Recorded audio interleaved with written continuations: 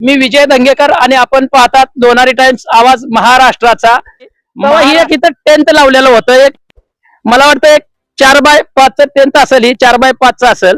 एक युवक आहे जो की कोपरगाव येथून तपोवन वाचवण्यासाठी, तपोवन मधली ही जी झाडं बघता तुम्ही माझ्या आजूबाजूला, ही झाडं वाचवण्यासाठी ऑक्सिजन नुसतं नाशिककरांना मिळणार आहे का? नाही, तर ऑक्सिजन हा नाशिकच्या आजूबाजूला असणाऱ्या जिल्ह्याला आणि जिल्हा सोडून पर राज्याला सध्या मिळणार आहे। म्हणजे गुजरात असेल, इकडे कर्नाटक असेल, आंध्र प्रदेश असेल, वारं जसं वाहत असतं सपाट्यानं, तसं ऑक्सिजन सध्या हितला या तपोवन मधला प्रत्येक राज्यामध्ये जात असतो, म्हणजे देशभर जात असतो। म्हणून याची कुठेतरी दखल घ्यावी, राज्य सरकारने घेतलेला निर्णय माघारी घ्यावा। म्हणून इथं तपोवन मध्ये नाशिकच्या बाहेरून प्रत्येक राज्यातून नागरिक येतात आणि आपलं मत या ठिकाणी व्यक्त करतात। तपोवन ही जिवंतच राहिलं पाहिजे। राज्य सरकारच्या ध्येय धोरणामुळे तपोवन नष्ट होता कामा नये, अन्यथा याची किंमत येणाऱ्या काळामध्ये प्रत्येकाला चुकवावी लागेल। त्याचं कारण मी तुम्हाला सांगतो, कोरोनाच्या काळामध्ये लाखो रुपये देऊन ऑक्सिजन विकत घेतला, पण माणूस जगला नाही, माणूस मेला। मगाशी बोललो, कोपरगाव ते तपोवन नाशिक येथे एक युवक आलाय सायकलचा प्रवास करत, आपण त्यांच्याशी बोलूया। तुझं नाव काय सगळ्यात पहिला सांग। तर माझं नाव समाधान कंदे। मी कोपरगाव ते तपोवन मधील 1700 झाडं वाचवण्यासाठी मी सायकल प्रवास करतोय। काल सकाळी 11 वाजता निघलेलो आहे आणि रात्री 7 वाजता पोहोचलेलो आहे। आता बघू शकता मी तपोवन मध्ये उभा आहे आणि तपोवन मधील 1700 झाडं वाचवण्यासाठी मी आलेलो आहे। आणि आता सध्या जसं की 2026 ला तो काही कुंभमेळा काहीतरी चालू होणार आहे आणि त्यासाठी साधू संतांसाठी तर तिथं राहण्याची काहीतरी सोय करणार आहे।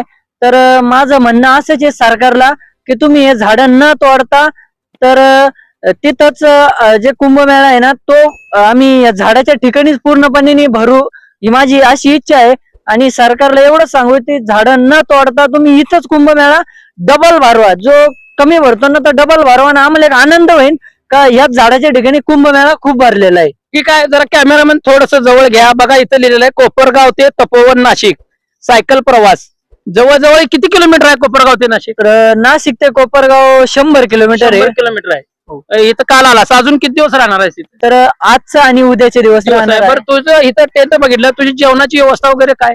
तर जेवणाची व्यवस्था आता आपले नाशिक सायकलिस्ट 2-3 मित्र कंपनी त्यांनी तर जेवण खाऊन आणून दिलेलं आहे। तर दुपारी जेवण केलंय, आता पण आणून दिले। आमच्या गावकरी मित्र आले होते 2-3 जण, त्यांनी पण आणून दिले। आता संध्याकाळी बघावं लागेल काय होतं काय। पण अनेक प्रश्न आहे, तू जी बोलला त्यानुसार गिरीश महाजन यांनी ही तपोवन ही झाडं तोडणारच म्हणून त्यांचा एक आटास आहे, किती जरी विरोध झाला तरी झाडं तोडणारच। त्यांनी त्याकरता 1500 झाडं, 15,000 झाडं, एक झाडाच्या बदल्यात 10 झाडं असं म्हणून 1500 झाडाच्या बदल्यात 15,000 झाडं विकत घेतल्यात। ती झाडं आता ऑक्सिजन असं देऊ शकतात का अंधस्फोटला लावलं तर? याबद्दल तू काय सांगशील? तर याबद्दल मी एवढं सांगू इच्छितो की जे हे झाडं मोठे झालेले, तुम्ही नवीन झाडं लावणार, ते कधी उगणार आणि कधी मोठे होणार आणि कधी लोक त्याचं ऑक्सिजन घेणार का मेल्यावर? तर गिरीश महाजन हे आपल्या झाडांना विरोध करताय। तर एवढं सांगू जे आता हे झाड तर मला असं वाटतं वाचलेच पाहिजेत आणि याचा पाठिंबा मला प्रत्येक गावकऱ्यांचा पाहिजे, मला पाठिंबा।